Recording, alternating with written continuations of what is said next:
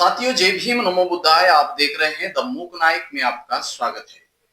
दोस्तों, जैसे कि महाबोधि महाविहार की मुक्ति अभी होना तय है और यह संकेत आपको दिखाई दे रहा है। जैसे कि दिल्ली में मशाल यात्रा हो गई है और उससे जो इफेक्ट गिरा है, तमाम देश भर में मशाल यात्रा जो हुई है उससे जो इफेक्ट गिरा है, तो वह आपको 30 तारीख के सुप्रीम कोर्ट के उस निर्णय से पता चलता है कि जो भी इस आंदोलन के प्रणेता आकाश लामा जी ने जो आनंद व्यक्त किया है, जो उन्होंने पॉजिटिविटी लोगों को, जो पॉजिटिव विचार करने के लिए जो उन्होंने कहा है, और उनके साथ जो इस महाबोधि महाविहार के केस को जो हैंडल कर रहे हैं, जो शैलेश नारनवरे जी जो नागपुर से बिलोंग करते हैं, और उन्होंने बहुत ही विस्तार से उसे बताया है। पिछले वीडियो में आपने उनका भी बयान देखा ही होगा। तो दोस्तों, अभी वो ज्यादा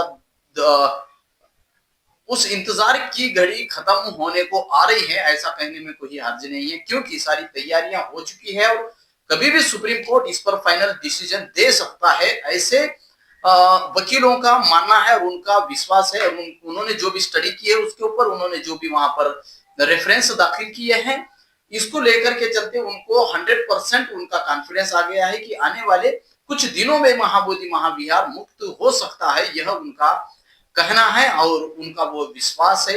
इस देश के न्यायपालिका पर सबको विश्वास है और उससे ज्यादा तो इस देश के अंबेडकर वादियों को विश्वास है, क्योंकि वह इस देश के लोकतंत्र को पकड़कर है, इस देश के लोकतंत्र को बचाकर वही लोग रख रहे हैं। और आप तो देख ही रहे हैं किस प्रकार से इस देश के लोकतंत्र की धज्जियां उड़ाई जा रही है, इस देश के संविधान को बदलने की कोशिश हो रही है। देश के सर्वोच्च न्यायालय के ऊपर जो जूता फेंकने वाली भी घटना दुनिया में पहली बार भारत देश में हुआ है।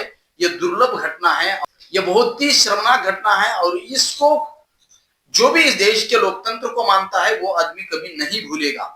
तो साथियों, मुझे लगता है ये अपमान जो चीफ जस्टिस बी.आर. गवई जी का हुआ है, जो बुद्धिस्ट होने के नाते, एक बैकवर्ड क्लास से आने के नाते, तो मुझे लगता है वे खामोश रहकर इस बात का ईंट का जवाब पत्थर से देंगे, ऐसा भी कहीं ना कहीं लग रहा है, क्योंकि उनकी जो खामोशी है कहीं ना कहीं कुछ बड़ा करके जाने की है क्या, ये भी संकेत आपको दिखाई दे रहे होंगे। क्योंकि उन्होंने उनके ऊपर जूता फेंकने के बाद भी उस दरिंदे आदमी, बेकार एक मनोवादी विचारधारा के उस बूढ़े को माफ कर दिया है, क्योंकि चलो बूढ़ा है भाई, चलो फेंका होगा जूता, इनकी कौम ही ऐसी है कि जो इस प्रकार से इनके मन में घृणा भरी हुई है। और जानवरों को मार के भी क्या मतलब है, उन पर इस करके भी क्या मतलब है, सुधरने वाले तो नहीं है। इसलिए क्योंकि बुद्ध माफ करने का सिखाते हैं, बाबा साहब ने माफ कर दिया है इन सब लोगों को, क्योंकि बाबा साहब के साथ तो कितना बड़ा छल कपट हुआ था,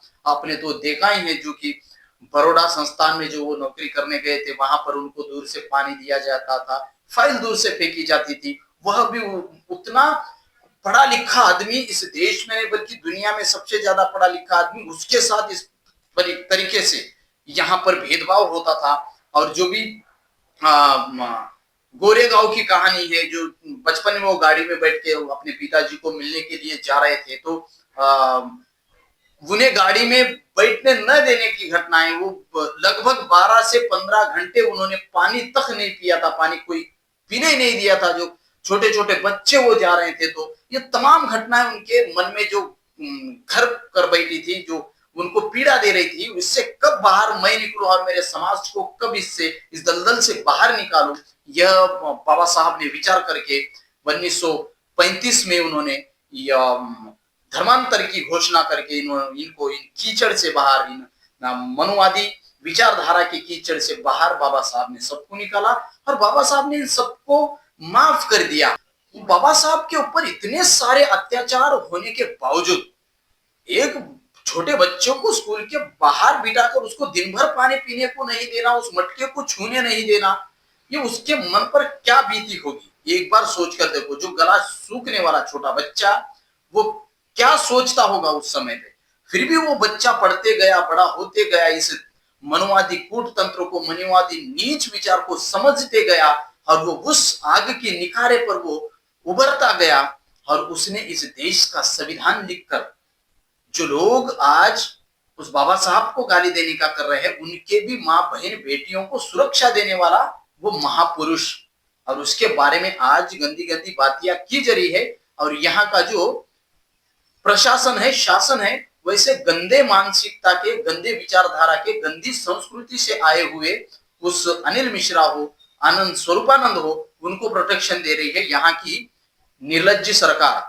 और इस सरकार को शर्म आनी चाहिए कि उनके नाक के नीचे ऐसी गंदे कानून हो रहे हैं, क्योंकि सरकार ही इस तरीके की सोच रखने वाली है। क्योंकि ये जो गंदगी फैलाने का जो काम शुरुआत किया है, इस देश के गृह मंत्री ने किया है, जो तड़ीपार हुआ था।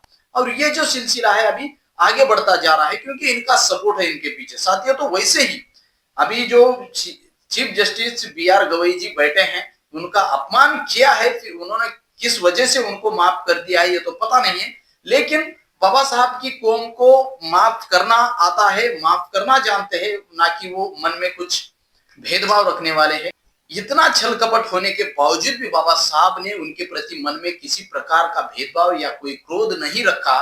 और एक महापुरुष की क्या पहचान होती है और ये महापुरुष कैसे होते हैं, ये बाबा साहब को और बाबा साहब के विचार को देख के इन लोगों ने सीखना चाहिए। और बाबा साहब ने इन तमाम लोगों को समान अधिकार दिया। इतना सारा इन मनुवादी, पाखंडवादी, धूर्त लोगों से उनको पीड़ा झेलनी पड़ी, फिर भी उनके मन में कुछ भी नहीं था इनके प्रति। तो आप सोच सकते हैं कि इन तमाम लोगों के लिए भी बाबा साहब ने सुख सुविधाएं वहां पर रखी और संविधान में दर्ज की। और स्पेशली तो इस देश की स्त्रियां, और उससे भी सबसे बड़ी बात यह है कि इस देश की ब्राह्मण स्त्रियां बाबा साहब को अपना ईश्वर से भी बढ़कर मानना चाहिए और बाबा साहब के आगे रोज नतमस्तक होना चाहिए। क्योंकि आज भी जो ब्राह्मण स्त्रियां उन मनुवादी, ढोल गवार, शूद्र, पशु, नारी, सकल ताड़न के अधिकारी इस में जी रही हैं, उन स्त्रियों को बाबा साहब को समझकर उन्होंने खुद को उस दलदल से बाहर निकालने का समय है। और इस देश में वो भी स्वतंत्र जीने का समय है दोस्तों। तो इस प्रकार से आज आप देखा जाए तो इस सुप्रीम कोर्ट का जो निर्णय 30 तारीख को जो आया है, वो पूरी तरीके से पॉजिटिव है। जो भी वहां पर मंत बैठा हुआ है कुंडली डाल करके, उसने जो भेजे हुए वकील से उनके भी चेहरे पर छक्के छूट गए हैं और वह कहीं ना कहीं निराश होकर गए हैं। और उनको भी अभी लग रहा है कि यह केस तो हाथ से निकल जाने वाला है और यह अभी बौद्धों की जीत यहाँ पर होने वाली है। तो दोस्तों, तो इस प्रकार से आप इस आंदोलन को कमजोर होने ना दे और आंदोलनकारियों के साथ हम सबको मिलना है और इस महाबोधि महाविहार को मुक्त कराना है। साथियों, तो जुड़े रहिए ऐसे ही खबर के लिए द मूक नायक के साथ। इस सत्य की सफर में द मूक नायक आपकी आवाज बनेगा।